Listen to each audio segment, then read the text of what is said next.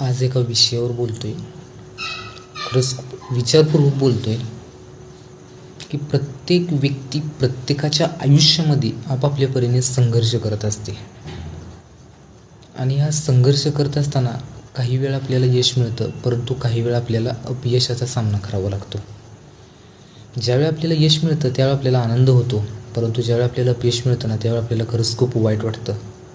पण अधिक वाईट त्यावेळी वाटतं की ज्यावेळी मी खूप प्रामाणिकपणानं प्रयत्न केला आहे आणि प्रामाणिकपणानं प्रयत्न करूनही मला अपयश मिळतं आहे, त्यावेळी खरंच खूप वाईट वाटतं.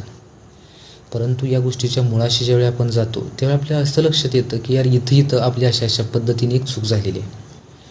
आणि जोपर्यंत त्या गोष्टीमध्ये आपल्याला चूक झाली असं लक्षात येत नाही तोपर्यंत तो प्रश्न सुटलेला नसतो, असा आहे. म्हणजे थोडक्यात हा प्रश्न अनुत्तरित असल्यासारखा आहे.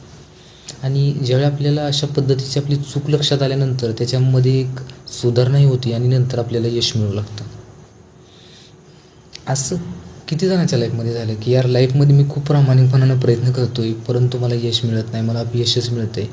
तर मला वाटतं लाईफमध्ये नक्कीच आपली कुठं ना कुठं तर त्याच्यामध्ये एक चूक होत असते, हे आपल्या लक्षात येत नाही. आणि ही ज्यावेळी आपल्या लक्षात येते ना त्याच वेळी खरं आपल्याला कळतं की यार याच्यामुळं आपल्याला यश मिळालं. आपण जर थोडासा विचार केला ना, ज्या लोकांना यश मिळतं किंवा जेव्हा यश मिळतं ती लोकं काही अंशी किंवा काही प्रमाणात ना परफेक्ट गोष्टी करतातच.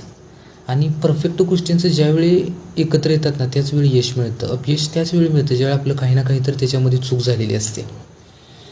त्यामुळं असं किती जणांच्या लाईफमध्ये होतं की यार लाईफमध्ये माझ्या पण लाईफमध्ये असं होतं, परंतु आपण याचं ना आत्मपरीक्षण करणं पण खूप गरजेचं आहे की लाईफमध्ये ना जीवन जगत असताना काही वेळा आपल्या चुका होतात, त्यामुळंच आपल्याला अपयश मिळतं.